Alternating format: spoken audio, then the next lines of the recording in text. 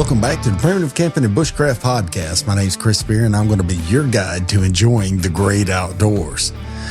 So we are in the cooking section of the book. Last week we went over a few things about like different stuff that I found in an antique shop and stuff like that. So this week we're going to just start running through some items in this book. Yeah, we're going to cover different aspects of cooking. And we've been through this kind of stuff before, but it's going to be kind of fast paced because there's not really much you can really talk about cooking other than showing you what to do and how to cook. And, one of the things about cooking is that you get out into the woods and at your campsite and enjoy the time out there through cooking. And, previously before that, we talked about the cooking temperatures and all of the such. And now, as we discussed in the water and gear sections, one of the most essential items you can carry with you into the woods is a metal container, as long as you choose the best type of metal for you, and your needs. The packing pots and pans for your camping trip will pay dividends in campsite kitchens. So everybody knows you got the titaniums, you got your aluminums, you got your stainless steels, you got the cast irons, and you got the enamel wares, and you got all these other different types of things. So one of the beautiful aspects about it is that it's not a one-size-fits-all type ordeal. It's not. And you can do whatever it is that you want to do. For instance, right here on my desk, right in front of the Primitive Camping and Bushcraft Blend coffee, we have a coffee percolator.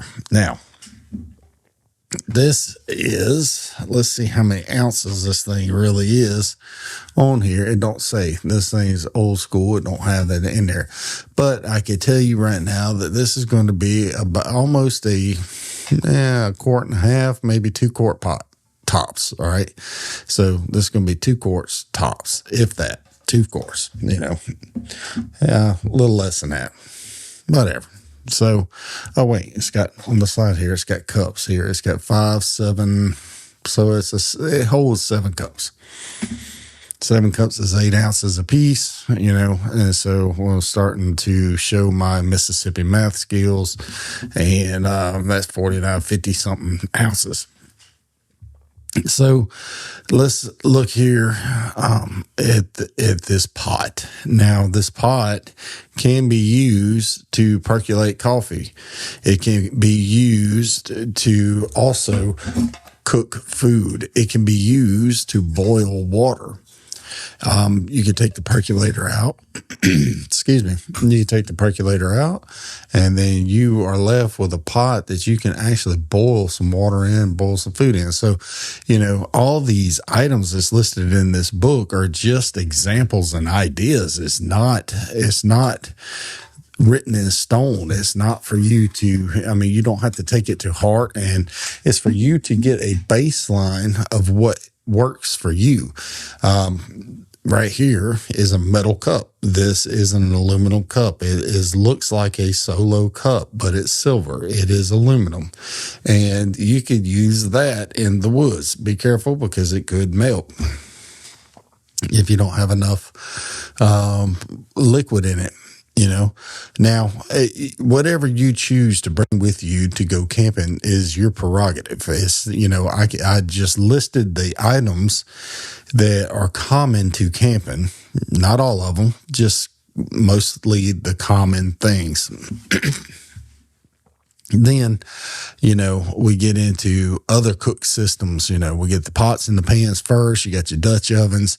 Got different variations of pots and pans down here. And, actually, I think it would be a great idea to demonstrate to you and show you the various pots and pans. Okay, so what I've done is I've loaded my desk completely down. So if you're watching the video, you can actually see what's happening. If you are listening to the actual podcast, I'll have to do my best to try and explain visually explain what it is that we are looking at. All right, we're going to start right here. This is a stainless steel pot. Now, it has a handle that opens up, flips over, and has a little latch on the side that just slides down. Somehow, it's not really sliding. And it acts as a handle here. And then you take this lid off, and you have a 2-quart or whatever, stainless steel pot here.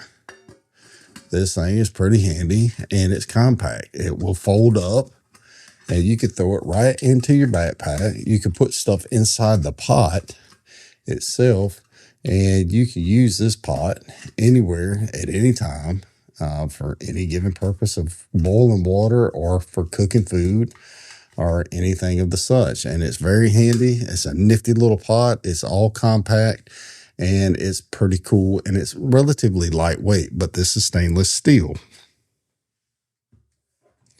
Next, we have this is a pot that I started off with years ago. I made this. I did a video on YouTube with this pot. I found this at a salvage store because it didn't have the handle up here, and all I did was take a knob from a cabinet and put up on the top here. This is anodized or hard anodized aluminum, and it has cooked armadillo. It has cooked all kinds of stuff. Now, this pot has been with me for years and years. I have cooked many a pots of beans on here. I made this flat bar that you see at the top as a bale to where I can hang this pot over a fire and cook. Now, this thing is extremely lightweight. This pot right here and I go way back, and this is one of the first pots I started carrying with me into the woods. Now, it's considered a Dutch oven. Now, you can cook biscuits in this. You can cook stews in this. You can cook whatever in this. Now, moving on to the heavy stuff, we have the cast iron Dutch oven. This is a 2-quart cast iron Dutch oven. It weighs about 7 or 8 pounds, and this thing is extremely heavy, and it is hard to carry with you in the woods. It's a 7-inch pot.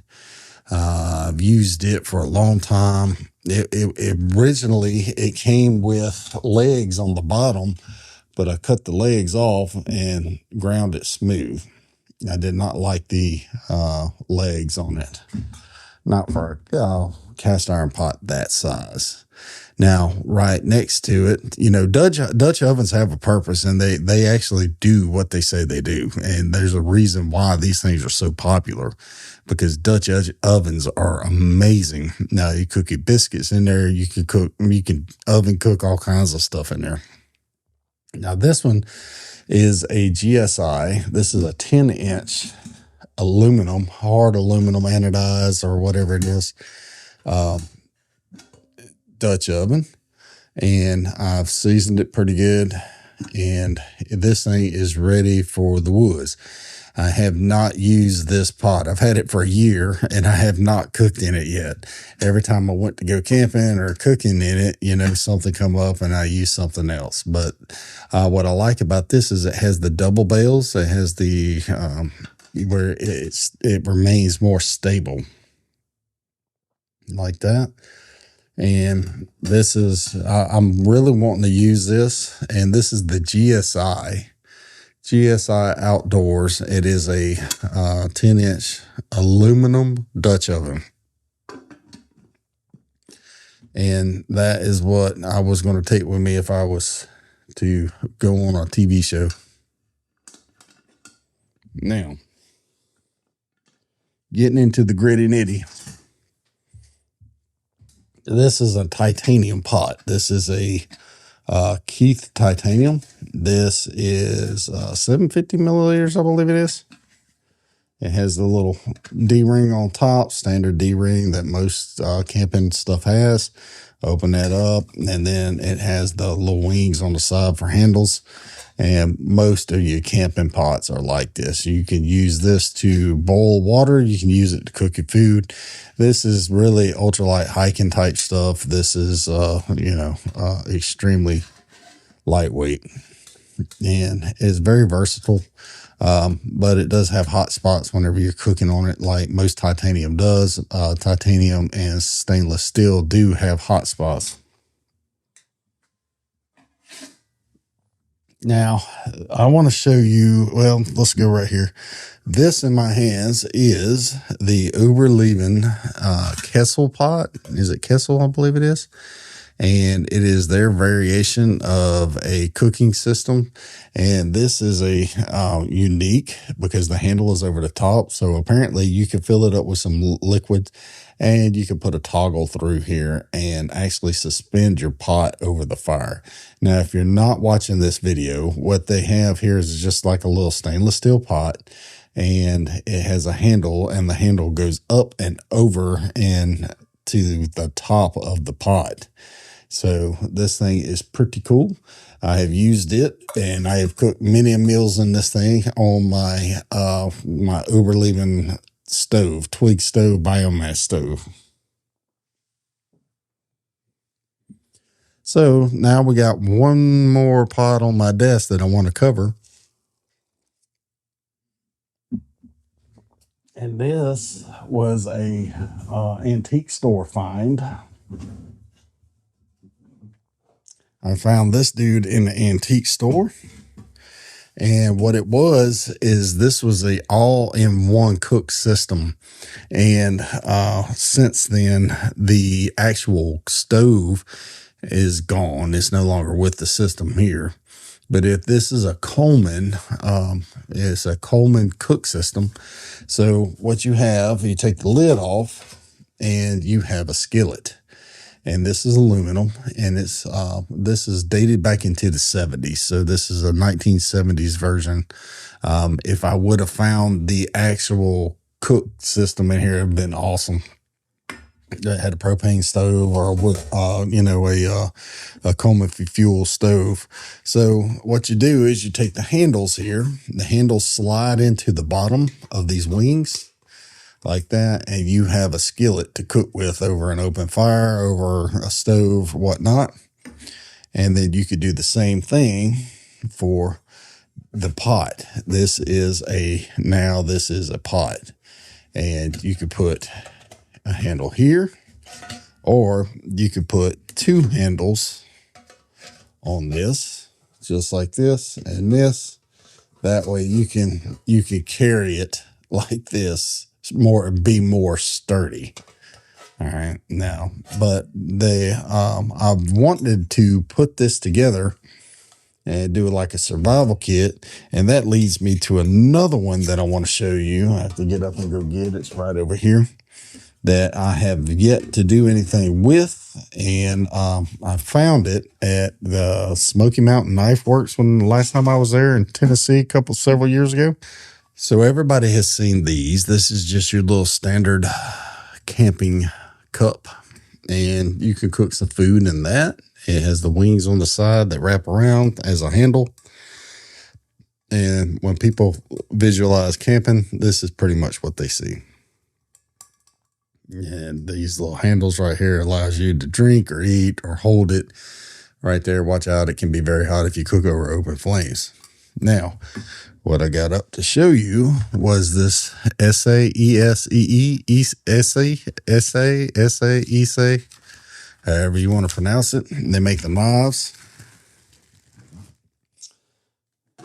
So this is a little survival kit that they have, and you can make it a mess kit. This flips around, and then this comes off, and then you could cook something in here, and you could use this as a plate.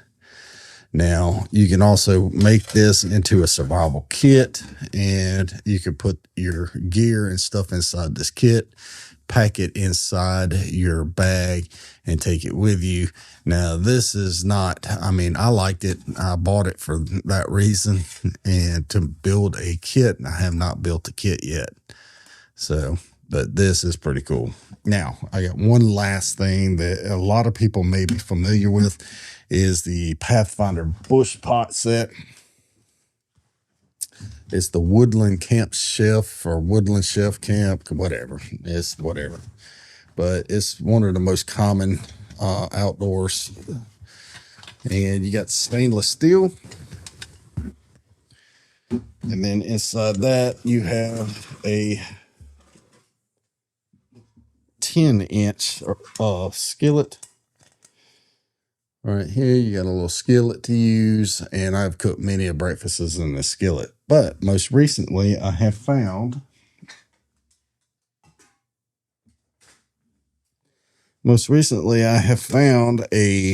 pot that is going to take its place at an antique shop. I think I covered this last week. This is bigger than the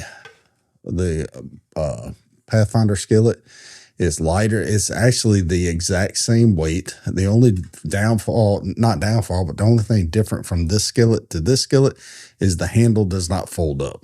And I mean, you don't necessarily have to have a folding handle. Then I got the, like I showed you, the cold handle skillet, the Snow King right there. Now, opening up this bush kit, you have another pot here, and then it's like the little Russian doll. You keep opening it up, and you get another one, and then I think that's it in here. But what I like about this, and we can discuss this here in a little bit, is that with this grate that comes in it, you can convert either one of these pots into a bushcraft oven, and you can actually cook with it. So,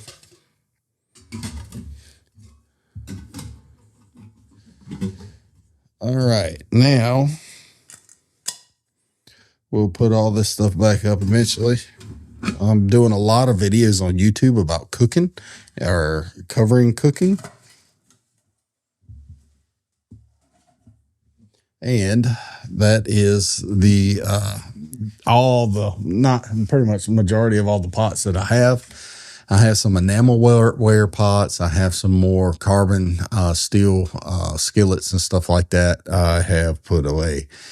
But yeah, that is pretty much all the pots and pans that I would choose from to go with. The majority of the time, I take the Woodland Chef kit, and take it just for simplicity's sake.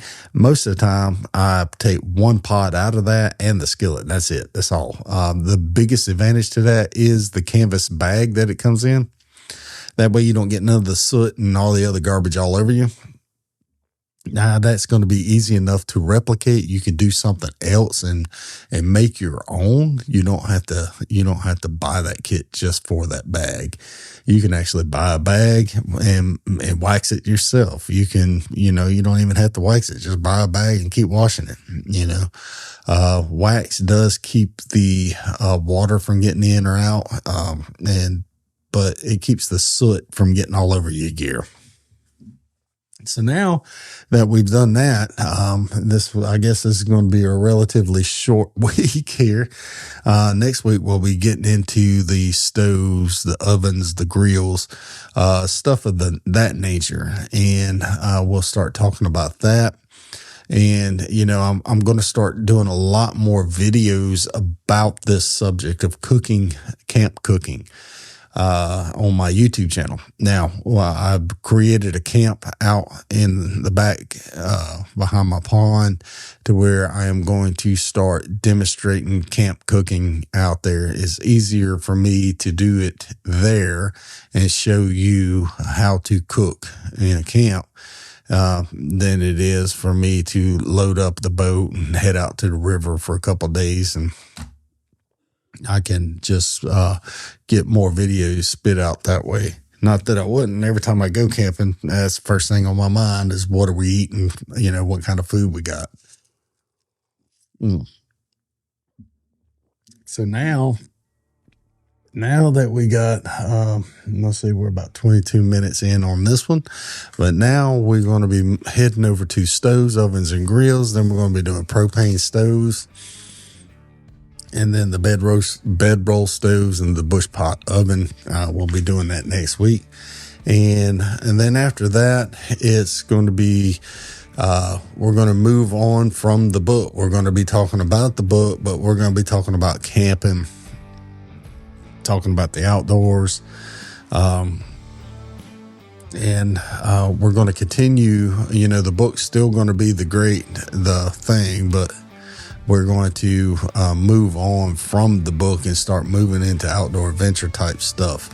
Because this will be the second time that we've been page for page all the way through this book. So we're going to start seeing if we can get some individuals on here to discuss different stuff with the podcast, their experiences with the camping and cooking and just having a good time in the great outdoors. So, all right, guys, I thank you so much for joining me today. And I look forward to the next one, and I will see you next time. God bless you.